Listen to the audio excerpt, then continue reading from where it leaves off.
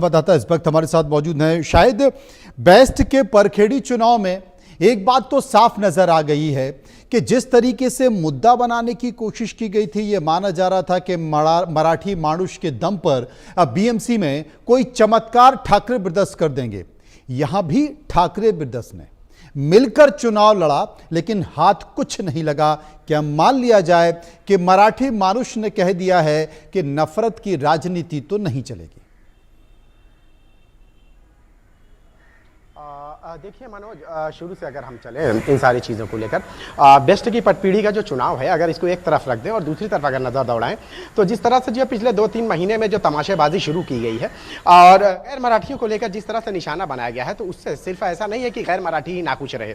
बल्कि खुद मराठी जो समझदार लोग रहे हैं उन्होंने भी जो है इसमें समर्थन नहीं किया। और यही वजह रही है कि देखिए, अब आता हूं मैं कि बेस्ट की जो पटपीढ़ी चुनाव रहा है, लोगों के ना खुश होने का असर जो है देखिए कहीं ना कहीं तो दिखाई तो देगा ही। अब ये चुनाव जो हुआ है, देखिए ये चुनाव शुरू से अगर हम देखें तो एक बहुत छोटा चुनाव है, लेकिन इस छोटे चुनाव में जो है ना कि बहुत बड़ी बातें कही गई हैं और बहुत बड़ी बातें हो भी गई हैं। 14-7 का जो रेशो रहा है उसमें 7 बीजेपी के पाले में गई है, जबकि 14 सीटें जो है जो शशांक राव है उनको मिली। आप देखिए कि 14 सीटें शशांक राव को जो मिली हैं, तो आप देखिए कि उन लोगों के जरिए जो है जो सीटें उनको मिली हैं, इस बीच में जो है आप देखिए कि ठाकरे ब्रदर्स को जो है ये सीटें कहाँ मिली, तो पता चलता है कि उनको जीरो, कुछ भी नहीं मिला। मतलब साफ है कि जिस बेस्ट पर उनका हमेशा से कब्जा रहा है, वो बेस्ट पर जो है वो अपनी अक्सरियत लाने में जो है नाकाम साबित हुए। और अक्सरियत तो छोड़िए, जो है वो वहां पे जो है ये लाने में नाकाम साबित हुए कि उनके पास जो है एक सीट तो वहां से मिल जाए, वो भी वो पूरी तरह से असफल रहे। तो ये कहीं ना कहीं जो है एक तरह से जो है जो ठाकरे ब्रदर्स हैं उनका सुपड़ा तो साफ हुआ, और उसके साथ साथ ये भी साबित हुआ है कि आप कितने भी मुद्दे, कैसे भी मुद्दे, ऐसे मुद्दे जो खासकर जो है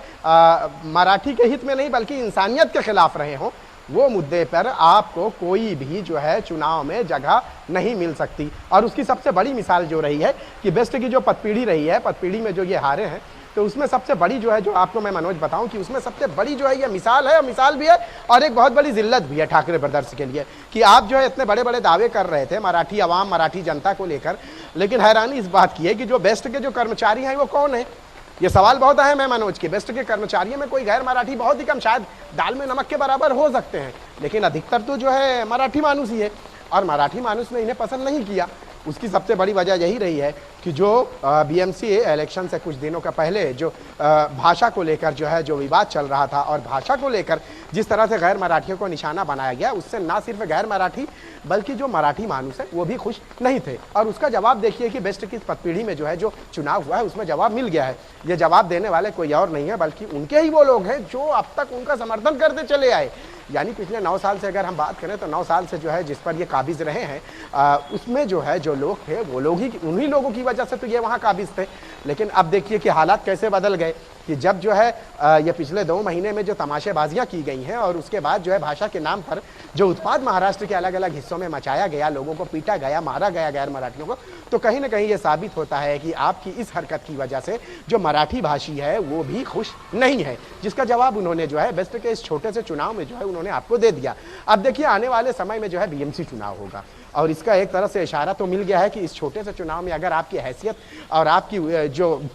अहमियत है मराठी मानुस के नज़दीक कितनी है, ये आपको पता चल गई है। अब इसी का असर जो है आपको जो है बेस्ट के जो बीएमसी चुनाव है वहाँ पे भी देखने को मिल सकता है। अगर उस दौरान संभव है कि उस चुनाव के दौरान कोई और पैंतरा ये खेलें या कोई और तरीकाकार अपनाएं, तो हो सकता है कि कुछ तब्दीली आए और उसके बाद जो है मराठी जो जनता है, मराठी अवाम जो है वो शायद इनको पसंद करे, लेकिन ऐसा कुछ दिखाई नहीं दे रहा है मनोज। हालात जो है 2 महीने में, अगर हम बात करें 2 महीने में महाराष्ट्र के अलग अलग हिस्सों में हर 2 से 3 दिन में जो है गैर मराठियों को जो है भाषा के नाम पर जो है पीटने, मारने, वीडियो बनाने, उनसे मराठी में माफ़ी मांगने की वारदातें आम हो चुकी हैं, और कहीं ना कहीं इसका खमियाजा जो है ठाकरे ब्रदर्स को भुगतना पड़ा। जी मनोज, एक बात शायद मैं पूछना चाहता हूं कि जो बेस्ट का चुनाव निकल कर आया उसमें एक बड़ा संकेत गया है, महाराष्ट्र की राजनीति में, मुंबई की राजनीति में एक बड़ा संकेत गया है, क्योंकि आने वाले समय में जितनी भी राजनीतिक पार्टियां हैं उनके बयान आ रहे हैं, उनकी घोषणाएं आ रही हैं, उनकी कारगुजारियां आ रही हैं, वो बीएमसी के चुनाव इर्द गिर्द देखी जा रही हैं।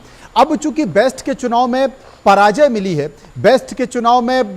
हालत खराब हो चुकी है ठाकरे ब्रदर्स की, क्या वो अपनी आने वाली रणनीति में बदलाव करेंगे? ये जो चाटा मारने की रणनीति है या फिर मराठियों के जरिए हिंदी भाषी लोगों पर अत्याचार करने की रणनीति है, क्या आने वाले समय में इसमें कोई बड़ा बदलाव देखा जा सकता है?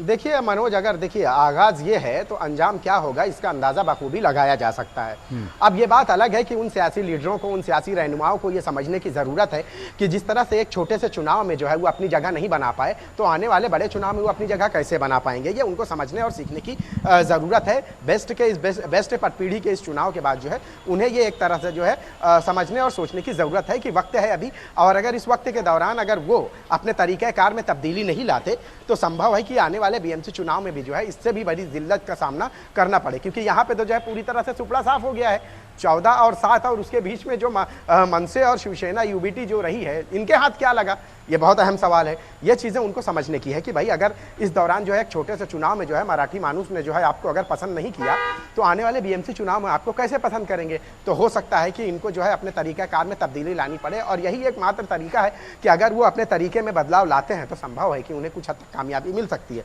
लेकिन अगर तरीका यही रहा तो इससे भी बड़ी जिल्लत और इससे भी बड़ी करारी शिकस्त जो है बीएमसी के चुनाव में भी देखने को मिल सकती है, क्योंकि वहाँ पे भी जो है जिसके लिए इन्होंने किया है और जिसे खुश करने के लिए इन्होंने जिसको निशाना बनाया है, देखिए गैर मराठी भाषियों के वोट तो उनको मिलने वाले नहीं है। अब मराठी भाषियों के वोट जो है क्यों मिलेंगे, और अगर मिलना होता तो बेस्ट के इस जो पीढ़ी चुनाव रहा है यहाँ से उनको जो है महरूमी का सामना नहीं करना पड़ता, यहाँ से वो जो है वोटों से महरूम नहीं होते, कम से कम एक सीट तो आती थी, इज्जत और जिल्लत दोनों बच जाती। लेकिन दोनों चीज़ें यहाँ पे जो है उनके हाथ नहीं लगी। एक तरह से जो है सिर्फ यही नहीं कि बेस्ट की पीढ़ी में जो है ये हार गए और इनका सुपड़ा साफ हो गया, बल्कि ये एक बहुत बड़ा संकेत है, बहुत बड़ा इशारा है आने वाले बीएमसी चुनाव में कि अगर ठाकरे ब्रदर्स का तरीक़ाकार यही रहा और इसी तरह से अगर वो चलते रहे तो आने वाले बीएमसी चुनाव में भी जो है इसी तरह से जिल्लत का उन्हें सामना करना पड़ सकता है। हाँ, अगर हो सकता है कि उन्हें इससे कुछ सीख मिली है कि भाई यहाँ से जो है जैसे सुपड़ा साफ हो गया है तो आने वाले बीएमसी चुनाव में लोगों के दिल में कैसे जगह बनाए, तो अपने तरीके में इन्हें तब्दीली लानी पड़ेगी, और तरीके में तब्दीली लाने के लिए समय बहुत ही कम है। जी मनोज, शायद एक बात और समझना चाहता हूं, क्योंकि अभी जो सरकार है वो बीजेपी और शिवसेना एकनाथ शिंदे और एनसीपी अजीत पवार के साथ है। अगर बेस्ट के चुनाव में देखा जाए तो यहां पर सबसे ज़्यादा किस राजनीतिक पार्टी का खेल दिखाई दिया है, या कहें कि जनाधार दिखाई दिया है, या कहें कि जोड़ तोड़ दिखाई दिया है, या ये पूरा सरकार का एक साथ मिलकर प्रयास था? बिल्कुल, देखिए मनोज, कुछ बातें थी जिसके बारे में मैं जो है आपको क्लियर कर दूं कि देखिए 14 वोट जो है शशांक राव को मिले। अब शशांक राव का बैकग्राउंड पहले समझ लेते हैं। उनके पिता भी जो है बहुत बड़े लीडर रहे हैं। अब उनके पिता के बाद उन्होंने जो है बेस्ट के यूनियन में जो है बहुत अहम भूमिका उन्होंने निभाई, मजदूर यूनियन के बहुत अहम हिस्सा रहे। दूसरी तरफ देखिए जो 7 वोट मिले हैं वो प्रसाद लाट को मिले हैं। प्रसाद लाट बीजेपी से हैं। अब देखिए इन दोनों के बीच में जो लड़ाई है, कायदे से देखा जाए ना तो ये लड़ाई इन दोनों के बीच में लड़ाई ही नहीं थी। 14 वोट जो है शशांक राव को मिले और 7 वोट जो है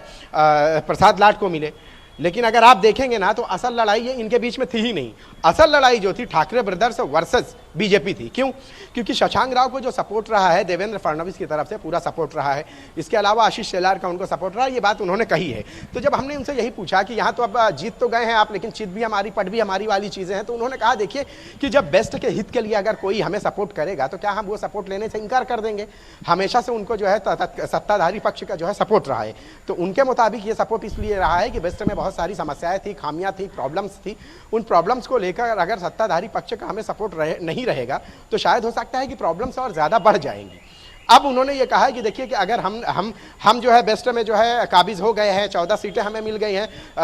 और हम जीत भी गए हैं, लेकिन अगर सत्ताधारी पक्ष जो है सरकार अगर हमें आगे भी सपोर्ट करेगी तो हम हो सकता है कि बेस्ट की भलाई, उसके उद्धार के लिए, उन कर्मचारियों के उद्धार के लिए बहुत कुछ कर सकते हैं। बहुत कुछ करने में देखिए मनोज क्या है, सबसे अहम ये है कि 9 साल तक जो है ये जो रहे हैं ठाकरे ब्रदर्स, उसमें सबसे ज़्यादा जो है मुश्किलात जो रही है, उन मुश्किलात में जो है सबसे ज़्यादा रहा है कि वहाँ के कर्मचारियों की ग्रेजुएटी रिलीज ना होना, और इसके अलावा भी जो है बहुत सारे जो है टेंडर वगैरह वगैरह जो ठेकेदारी दी गई है वो अपने जान पहचान वालों को दिए गए, तो इन सब का जो है कहीं ना कहीं जो है जो बेस्ट की तबाही का सबब असल बना है वो ठाकरे ब्रदर्स से उसकी तबाही के असल सबब बने। अब ऐसे में जो है आप देखिए कि डूबते को तिनके का सहारा, और फल अगर कांटेदार पेड़ में भी हो तो उसको तोड़ने में लगता है कि कोई बुराई नजर नहीं आती। और सियासत के यही उसूल भी हैं कि अगर आपको जो है किसी डूबती नैया को जो बचाने के लिए किसी का सहारा अगर मिलता है, और खासकर ऐसे लम्हों में जब बेस्ट जो है तबाही के दहाने पे खड़ा हो, और ऐसे लम्हों में अगर सत्ताधारी पक्ष का उनको सपोर्ट किसी भी तरह से मिलता है तो जाहिर सी बात है कि वो इनकार क्यों करेंगे। बिल्कुल तो आपने सही कहा, क्योंकि अगर